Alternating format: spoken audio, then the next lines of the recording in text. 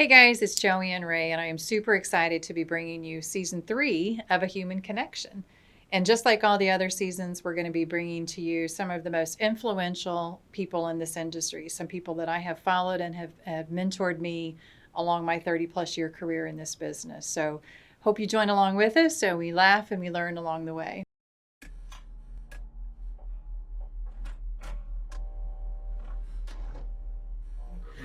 Well, hey guys, welcome to another edition of A Human Connection. And I am super excited today for our guest. This is somebody that I have known and admired for many, many years. I'm anxious to go back into some of our history here today and talk about the good old days. Although I started probably many years before you did, Craig, but would love to introduce my guest today. This is Craig Ritter, Ritter Insurance. Welcome, Craig. Hey, Joanne. Yeah, appreciate the opportunity to come on and talk a little bit about my story. Yeah, well, I love your story. I have heard bits and pieces of your history, obviously, over the years. We've shared some history over the years, for sure. But these episodes, again, for those of you that have listened to any of the other Human Connection episodes that we've done, we'll talk business today because that's where we met and that's the connection that we initially have. But I want to know about Craig as a dad. I want to know about Craig as a son in this business. How you take care of your people. You have phenomenal people. Your company continues to grow. I want to know, what's your thoughts on that, the future of our industry, things like that. But to get us started, for those of you that don't know Craig, why don't you give us just a little bit of your bio and background and how you got to where you are today, Craig? Yeah, sure. Yeah. I started in college at Penn State, so I don't know if you can see behind me. I've got the Penn State, the Nice, Penn State nice. pillow. Yep.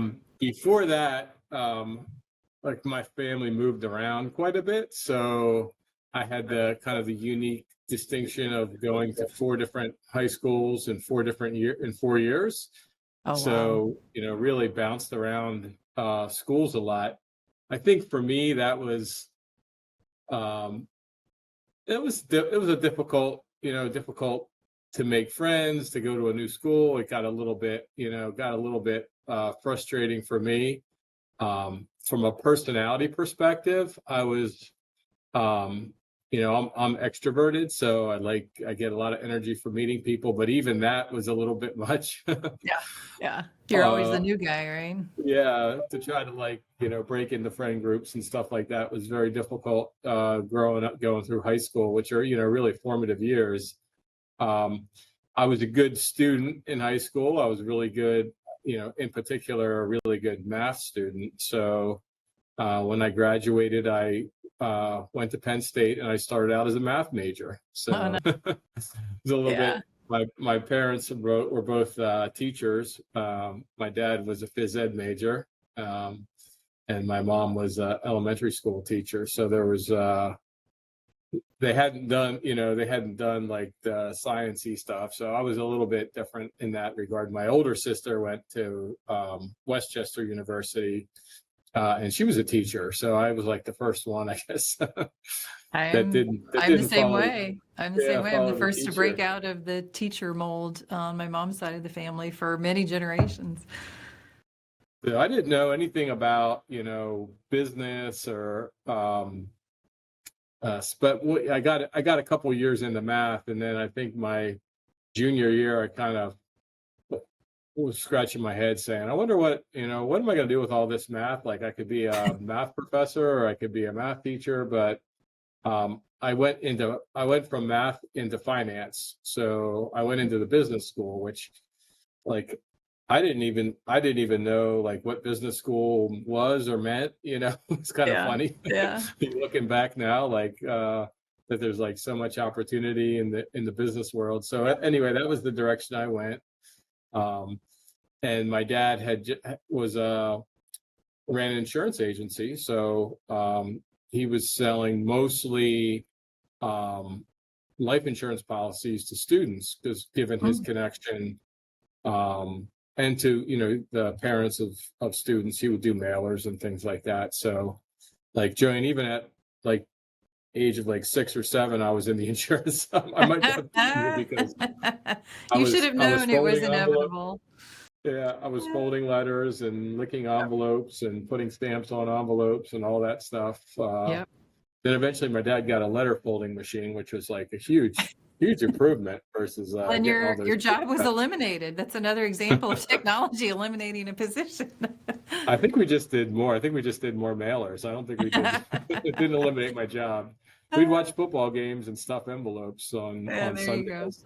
Yeah, that was kind of how we spent our Sundays. But from there, I moved to Salt Lake City and took a job with USF&G Insurance. Mhm.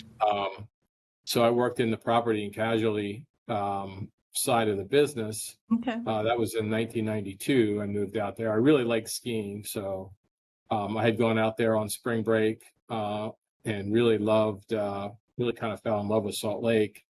And an opportunity came up for me to work in the fidelity and surety bonding department, which is Okay. kind of like financial analysis side. So it's a credit guarantee business.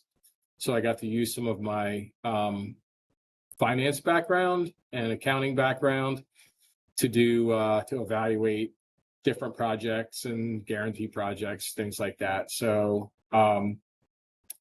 what I found though was in working at USF&G, I really enjoyed the people part of the business more than the financial analysis part of the business. So that was a big life-changing discovery that I had, because I started out in mathematics, which is very analytical, moved into finance, again very analytical, took an analytical job for an insurance company, and then found like, hey, the part I liked the most was like going out, meeting agents, meeting the construction contractors that were building the roads and bridges and building schools and churches and things like that we were guaranteeing the performance on those contracts. So that was quite a revelation to me, Yeah. given my background. I'd say probably the greatest thing about my time at USF&G is that's where I met my wife. Oh, So nice. he was Perfect. working. Heidi went to Penn State. Yep. And graduated the same year as me. I But just she figured was, that's where you met, but you didn't know yeah, each other no, before? we never met it. I mean, we probably crossed paths Right. at Penn State, but given 40,000 undergrads, we didn't. And she was in the liberal arts college. She was a French Okay. major. So, and I was in the business school, so we didn't really cross paths too much from taking classes together and things like that. We think we might have had one econ class together, but Yeah. other than that, we don't really remember meeting each other there. Yeah. But we did meet. She was in the fidelity and surety department Okay. in Hartford, Connecticut, and I was in the same department in Salt Lake City.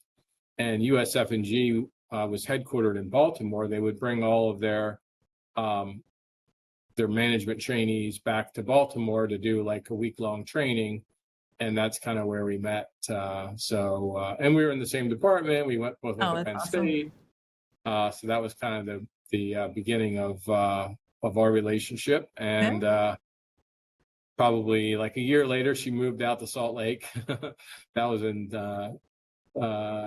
94. She moved out to Salt Lake, and then we got married in 95. So Nice. pretty quick courtship, but it's kind of like when Exactly. when you When good. That's right.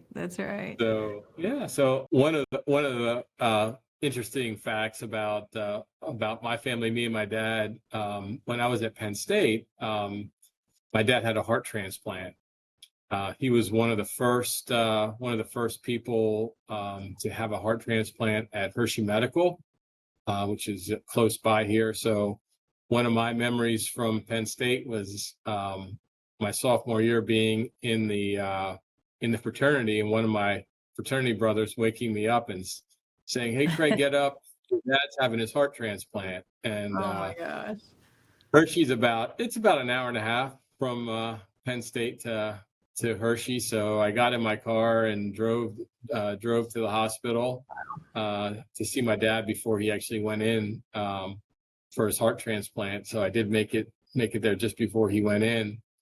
So is it But I don't is it remember. one of those situations where he literally didn't know until he gets a phone call that you're getting a heart that day? Yeah, exactly. Until they can, he Wow. was So on it the is just list. like that.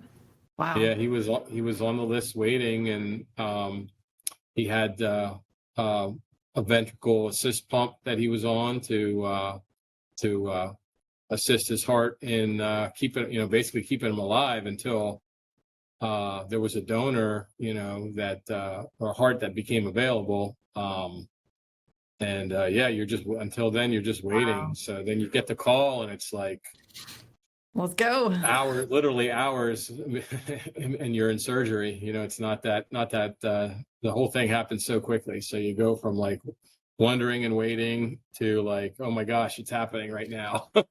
And that was how many years ago? That was in 1990. So it was Wow. That's awesome. 33 years ago.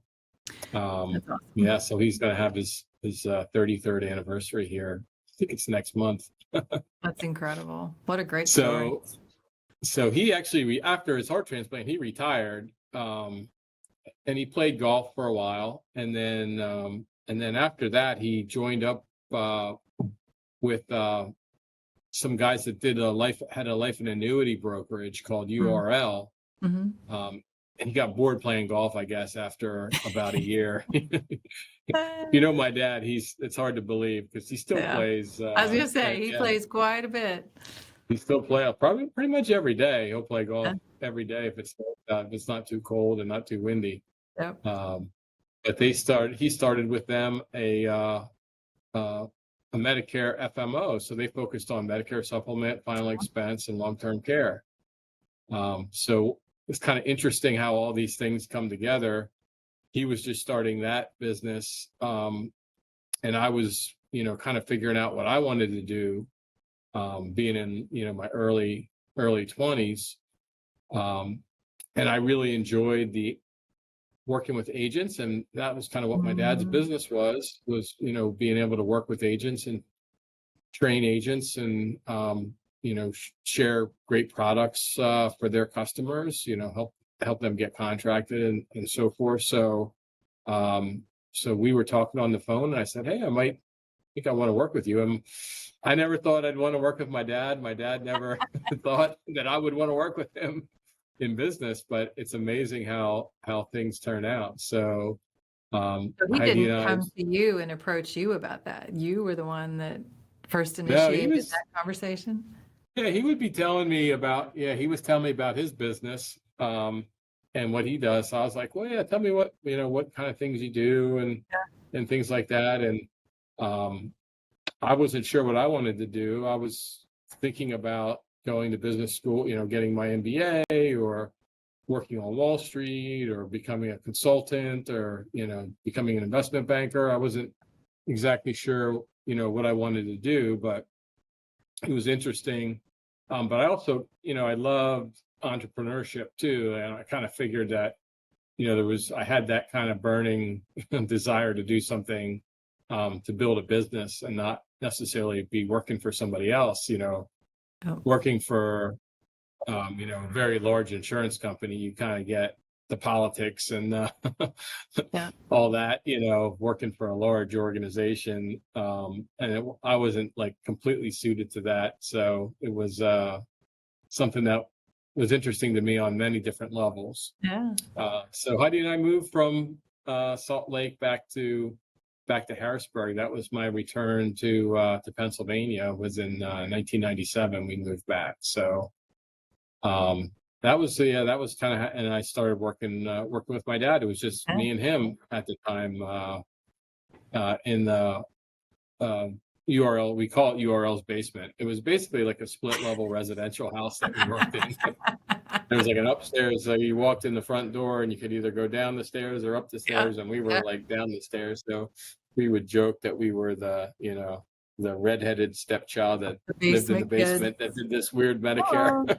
Don't all good businesses start either in the basement or in somebody's garage, right? The garage or the basement. All the big yeah. stories. Yeah, but no, they were great. They were great partners to us. Really meant a lot to me that they felt enough about my dad to bring him into the business and trusted him to start the senior division within URL. So that was a great thing. So yes, that was kind of how I got started. Okay.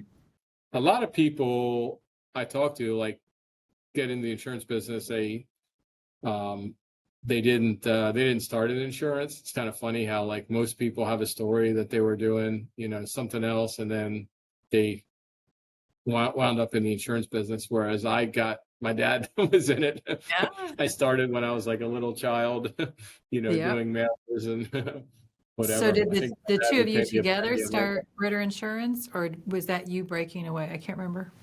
Oh yeah. So I started with him in '97. It was just the two of us. And then in 2004, I wasn't an owner. I was just basically, at that point, I was running the company at that point. And we had about 7 or 8 employees at that time. And that's when Medicare Part D was starting. And I just told my dad that I thought it was time for us to kind of leave the nest. And we approached my dad's partner with the idea that we would buy them out. So we bought them out in 2005. And that was when we formed Ritter Insurance Marketing. So Okay. it was kind of the successor company to URL Senior Care. So it was basically a name change, but so we bought their interest. And I mean, I think that's one of the attributes that makes a good business person sometimes, is the ability to take risk. Because that was a major risk for me and my dad both. So That's a big jump. my dad had to not mortgage the house, but he had to, like, put his house up as collateral, and I put my house up as collateral. Of course, I didn't have as much equity in my house as my dad. Yeah. So Yeah. it wasn't as big of a deal for me. But you But were to get the willing, you were loan- showing you were true partners. Yeah. You were willing to do that as well. But yeah, to get the loan to buy them out, we had to, and my dad had, his retirement, his Yep. investments, and all of that was used as collateral for the loan. So, like, basically everything he owned was collateralized by the bank in order to buy the agency. So showed a lot of faith in each other, and Yeah. that we would be able to do it together. Also a lot of belief in the industry too. Yep. One of the things when I was younger, I thought, and I mentioned too, I think that I've got that entrepreneur streak in me. I thought, I just want to own a business. I don't care if it's a yogurt stand or a car wash or vending machines or Medicare insurance. I didn't really care what business it was. I just wanted to be an entrepreneur and have a business. But having matured a bit, and looking back on it, I think being in the right industry, being in the right business really makes a big difference. So, Boy, isn't that the truth? yeah, that was one of the things that I recognized of the Medicare business, was the value of the business that we do and the renewals and the relationships with agents, and the relationships that agents have with their customers, and how deep those run. There's so much more value to that than what maybe you see on an income statement or a balance sheet, or if you look at it financially. That was one of the things that I recognized, was I thought there's a lot more value here than what the bank thinks there is, and what, because the bank wouldn't really lend us anything if we didn't have, Banks they didn't didn't quite see banks didn't quite understand us several years ago, did they? Yeah, that back, certainly back in the mid 2000s, they had Yeah. no idea of how valuable those relationships are, and Right. those so that was one of the things I kind of recognized. So I had a lot of confidence although it was, it was a bit concerning. And my dad was, we were at different places. So I had, at that point, I had two preschool kids. So, it was my oldest son, Quinn, was born in 2001, and my daughter, Callie, was born in 2002. So, having two kids that weren't even in kindergarten at that point, kind of gives you an idea of like how much confidence you have in the business It's and a how big much leap. confidence you have in your partner. Yeah. My Well, dad, 2005 was a pretty good year to take that leap with everything happening in the Medicare it turned, space. yeah, it turned out that the timing was pretty good. It was Yeah. good timing Timing to is do that. everything, right? Yeah, yeah. So so we we grew the business. The fact that I was a little bit younger and my dad was a little bit older, we had like some disagreements about, how to run the business. We would go to dinner. So me, my dad, Carol, and Heidi would all be at dinner, and me and my dad would be talking business the whole time.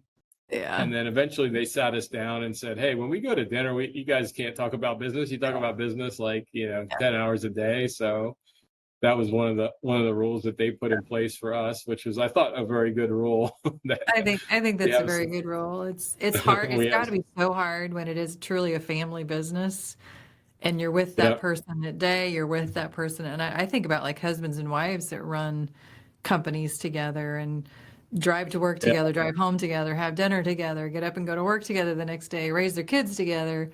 I don't know where that separation point comes, but I've always thought about that, how hard that would be. yeah. It can definitely be all encompassing, and that's like the only thing that Hmm. you're talking about. So Hmm. that was a great suggestion that they had, but yeah. So but he and I would disagree about.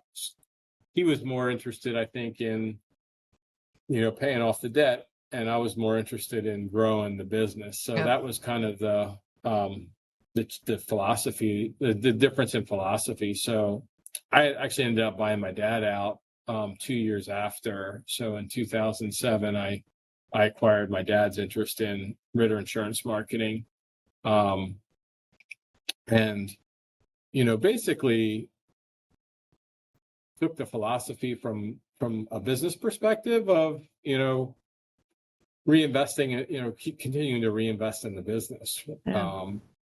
A lot of my business philosophy is similar to my personal philosophy. So I grew up in the church, with a Christian upbringing.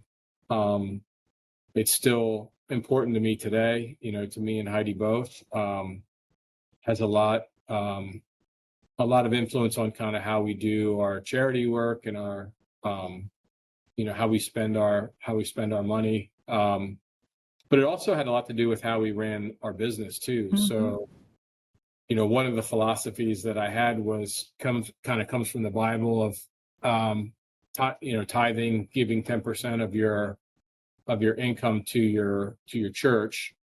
So Heidi and I do that.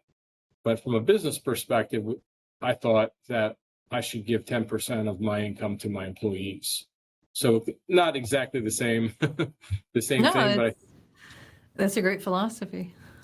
comes from this kind of the same root of giving back. So um, having like a servant leadership attitude Mhm. of how you run your business, I think for me, like my religious upbringing and kind of my faith had a lot to do with how I ran my company. So that was kind of one of the tenets, was always giving 10% to the employees every year.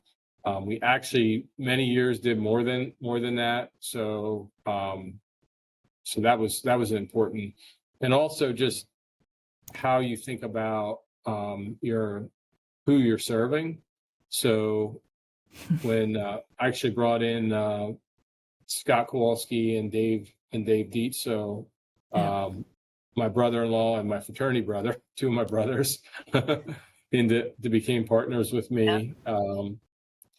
And we had the philosophy that, we served three groups. So we served our employees, we served our agents, and we served the insurance companies. And every time we had a major decision to make, we would always go back to think about, how is this going to help our employees? How is this going to help our insurance agents? And how is this going to help the insurance companies that we serve? Because we had a firm belief that if we could help those three groups, that we would be taken care of, that it wouldn't, as long as we were providing that service. So that thread goes through a lot of how I run the business and how I grew the business. Another example early on was, with my finance background, when we were quoting Medicare supplement, I created a Medicare quote engine. Yes, you did. The rest of us Probably. are all so jealous.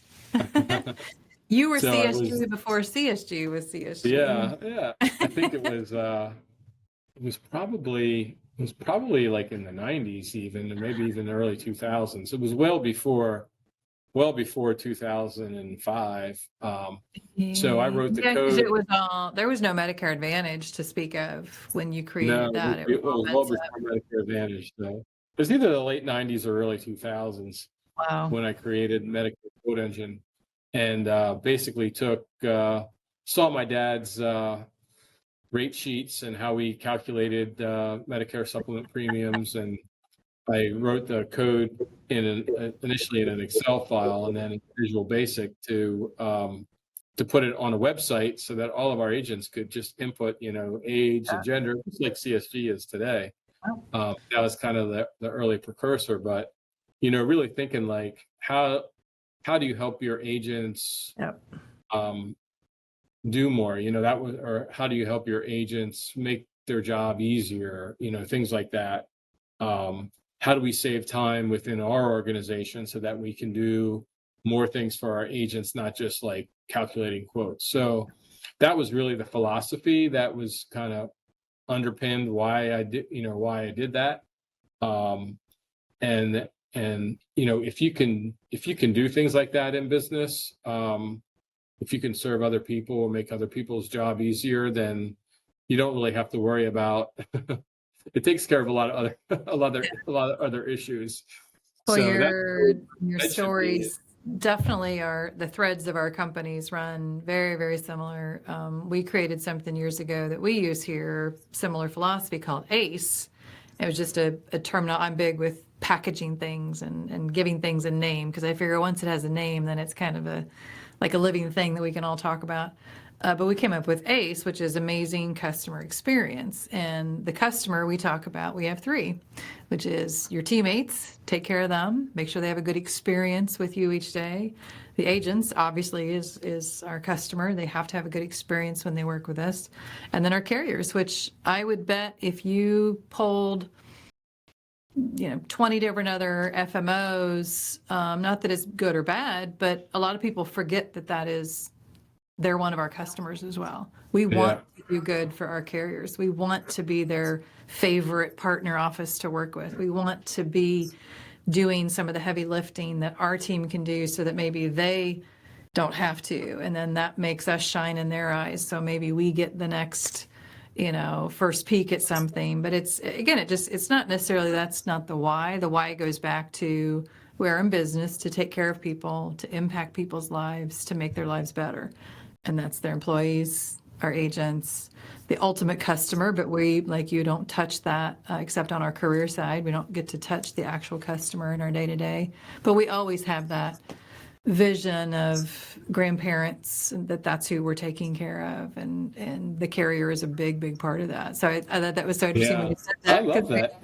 That's. Yep, I we didn't spread realize that we had gospel that same. every day. We have ACE all over. We talk about it in all of our staff meetings. We use ACE moments, like, wow, that was a ACE moment with the way you'd handled that with that agent or that customer. So that was just so cool when you said that. Yeah.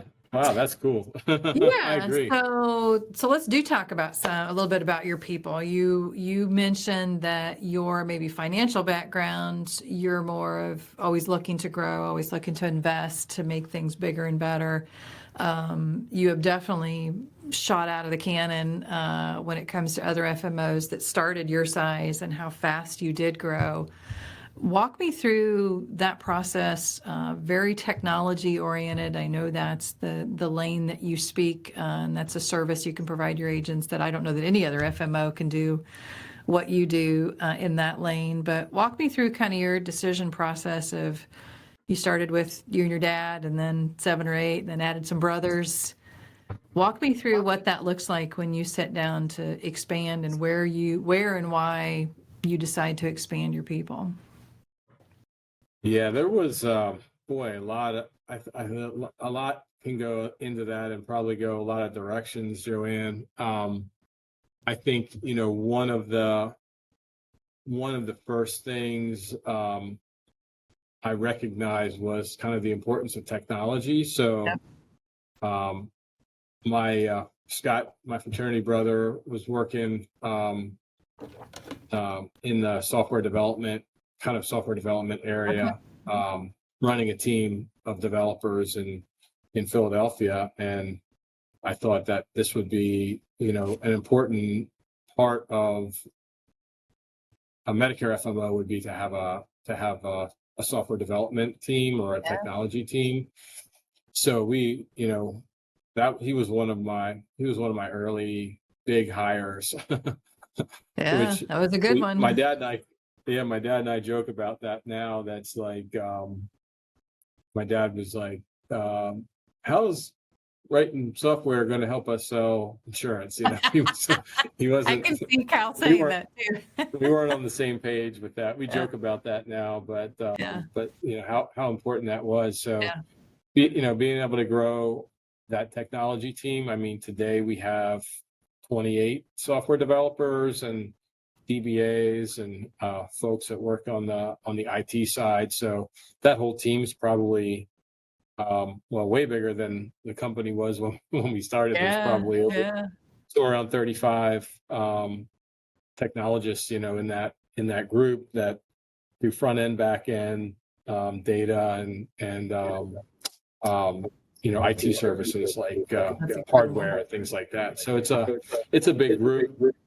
I think having the confidence to invest when maybe it's like a little bit early stage is one of the other things that I think helped me to grow. So sometimes you have to have a little bit of faith in um, the opportunity to be able to hire somebody to do a particular thing um, where it's maybe not like obvious right away. So Mhm. I think that's one of the mistakes that you can make as a business owner is to like wait until it's too late, almost too late to hire Yep. for a position. Sometimes you have to hire with a little bit of slack or flexibility.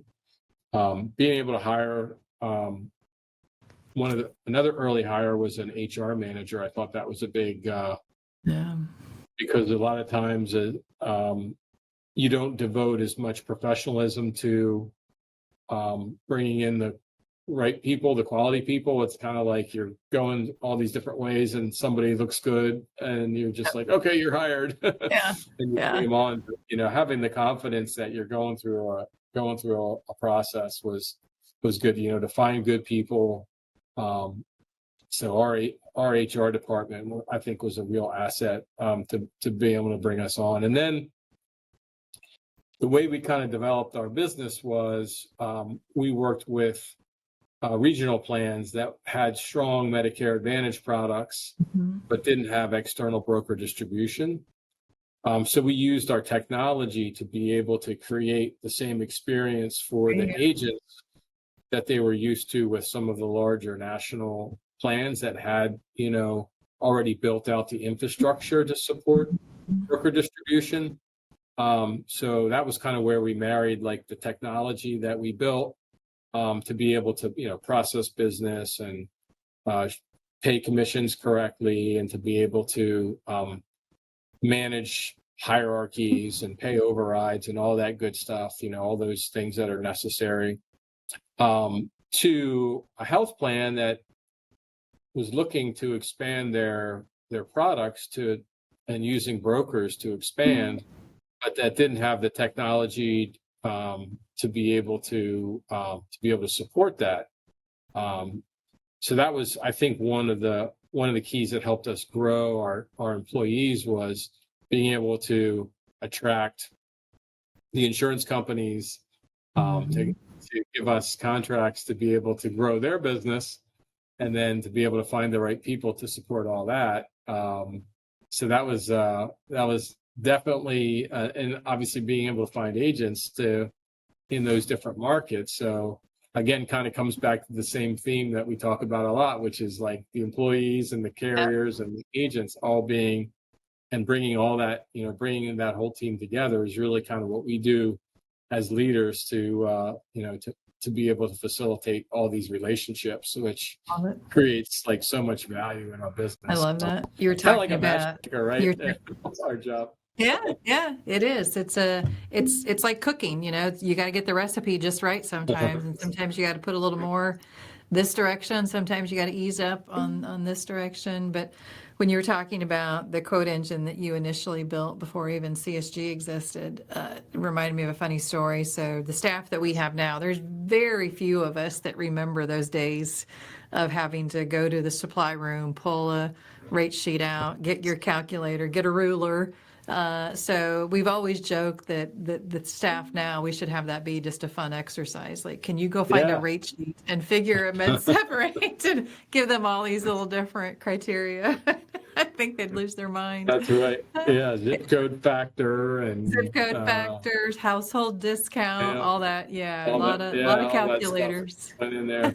Smoker or non-smoker rates and Tell all me, that. Yeah. oh gosh, I know, right? Tell me a little bit about kind of now looking forward. We're now official partners as both being a part of Integrity, which is an amazing thing. But tell me kind of what your vision, what do you think is the next biggest change that you're seeing in our industry, Craig? Is it agents changing? Is it the products changing? Is it how consumers buy? Is it maybe a mixture of all that? Is it the product we're going to be selling or how we're going to be selling it? What's your crystal ball over the next 5-10 years that you think is some of the biggest changes coming? Yeah, I think about, I do think a lot about what's going to change, Joanne, in our industry, and we can talk about that. I have some thoughts about that, what some of the challenges are going to be going forward. But I also like to think about what things are not going to change, right? So that's kind of maybe my starting point. There you go. I like that.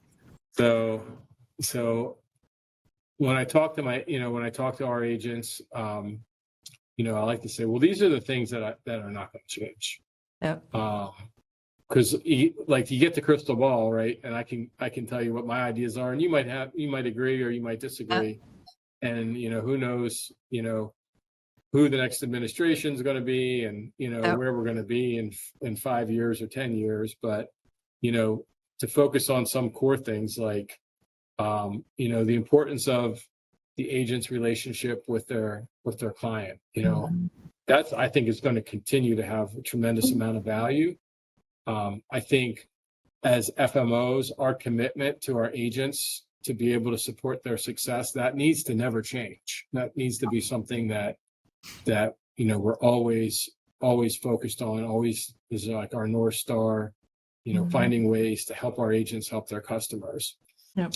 I think complexity is probably, I think things are going to get more complicated, right? I don't really see things getting simpler. I see things getting more and more complicated. I know just like between the number of plans and the number of carriers and the number of products that they offer, I think it's just going to get more and more complicated. But I like to focus on, for starters, at least, to kind of center yourself to say, like, what are the things that won't change? And, these are things that we can control, that we can, Right. make sure that we deliver on. And then talking about kind of how I see things going forward, I mentioned, complexity. I think that's that almost goes without saying. Mhm. Sometimes you get the pendulum swings one way and then it like swings back. So with like Medicare supplement, there was a standard, things got really complicated and then we had standardization. So I don't necessarily see standardization in Medicare Advantage happening, but I see it continuing to get more complicated. Yep. I think with some of the, you think about the funding with the government, you think about our how big our debt is, that, the government eventually is going to have to figure out, like, how do we save some money? So always Medicare, you look at what are the big tickets. So, the risk I think in the future is Medicare funding, like, is there going to be another piece of legislation that's going to look to reduce the amount of funding that the government pays to the health insurance companies for Medicare Advantage? Right now, I'd say, we do enjoy bipartisan support within Congress and within the administration, whether it's a Democrat or Republican. So I think that's very favorable. But I think just being realistic, thinking about like $33 trillion of debt and, where do you spend your money? And, at some point, are we going to need to cut back? So, I think that's like an inevitable challenge that we're going to have to do more with less. It's just always an ongoing issue. No, I like that. The I like insurance that philosophy. Yeah, I love Yeah. that philosophy, Craig. And I think we all learned during COVID times how incredibly blessed we are to be in the right industry, to be in the right place at the right time, but also the companies, and we watched this a lot. This was almost sport for us, of watching whether it's a restaurant or an insurance company, it didn't matter. Those that not just survived, but maybe thrived during COVID, like our organizations Yeah. did. You didn't lose sight of what doesn't need to change, which is your relationship and taking care of your people. But two, the ability to pivot. I think when you take a restaurant, for example, during COVID, if you had one way of delivering your product to the customer and now that has been taken away, if you didn't have the ability to pivot and get that product in some other way to your customer in just the exact same level of excellence, then they struggled, right? And insurance agents, we finally had agents understanding e-enroll, right? And electronic submission and the things that maybe some were resisting. Was it change before you have to? We had a lot of agents that didn't change before they had to, but once they had to, they had the ability to go ahead and pivot, again, because of some of the systems that you created, many, many years ago, that we've all tried to copycat and be there for our agents so that they can be there for their customers wherever they need to be. But I just think that's such a cool way to look at the future, though, is not necessarily worrying about what's going to change, because it will change. Yeah, we know that. Be ready for it, be able to pivot. But in the meantime, we take care of our people and we take care of the things that we know will never change, which is the relationships that we have with our agents, with each other, within integrity, with our carriers, but definitely our people here. So in the few minutes we have left, let's switch a little bit to Craig the dad, Craig outside of Ritter Insurance. So what's your family's favorite getaway? What do you guys like to do when you're not talking shop? Yeah, there's a lot we enjoy. I mean, we all like athletics, so I like watching sports and doing sports as well. Being active. My youngest son is a basketball player, so he was a quarterback, but then he decided he liked football, but he loved basketball, so now he's focused on basketball. So I'll be he's been going all summer, going to camps and things like that. Now, is he high school? Where's he at age-wise? Yeah, he's a sophomore Sophomore. in So high school. So and yeah. he's the only one still at home, right? Yep, that's right.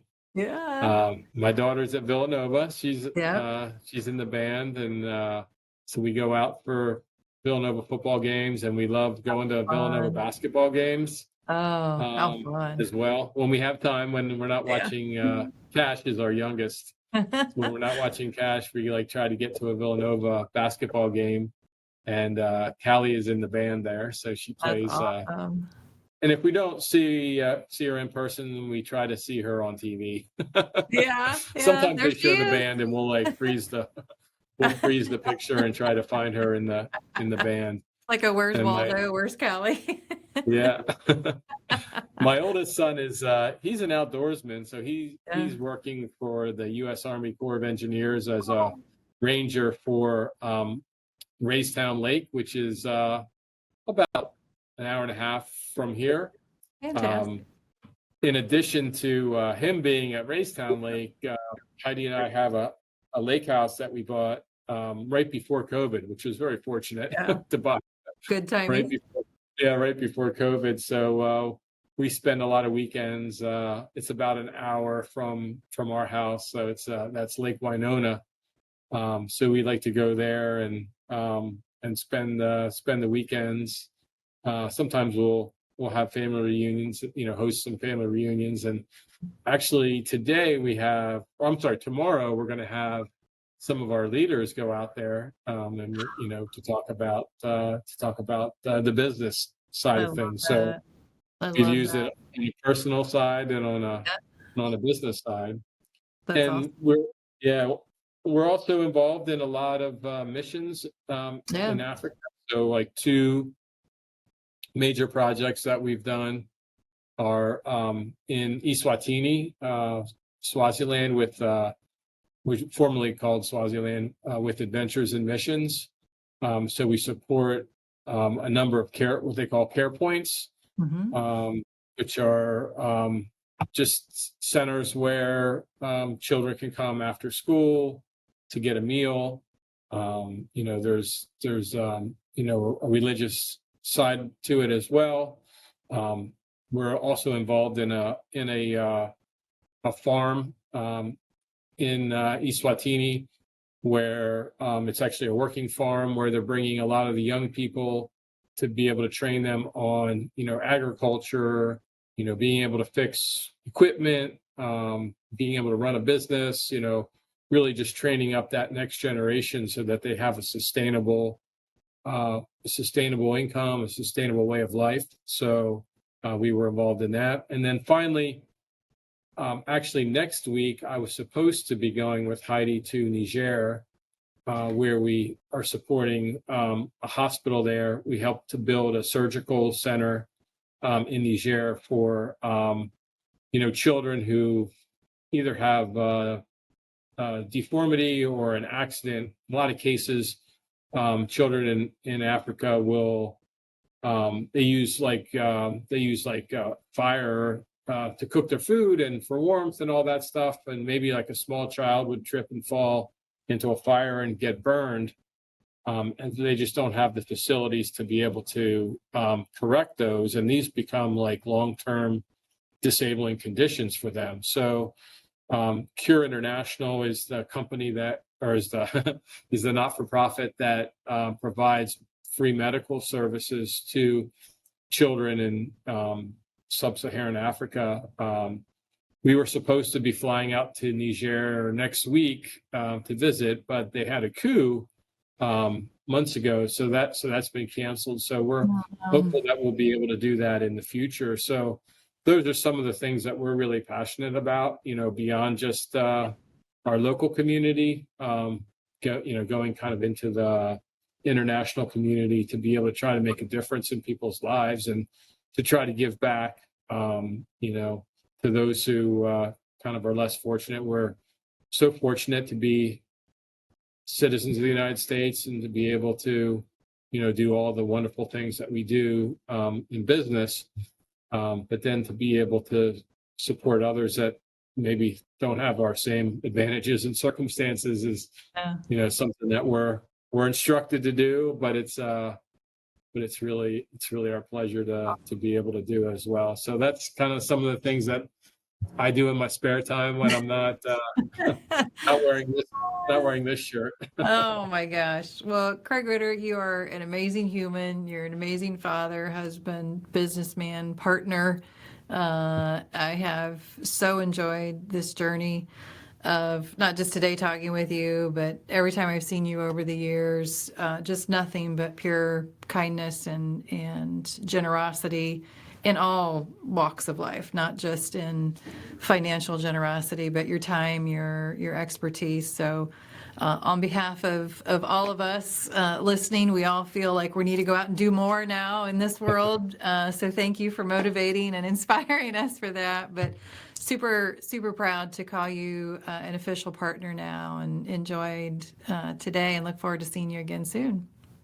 Yeah, it's great, and my pleasure to be your partner as well, and certainly learn a lot from you and Dan and in your organization. It's great to be hearing stories that we're so well aligned. It's kind of a similar Yep. philosophy. So I do We- appreciate you guys so much. Awesome. Yep. Awesome. Well, we appreciate you all listening. And thanks again so much, Craig.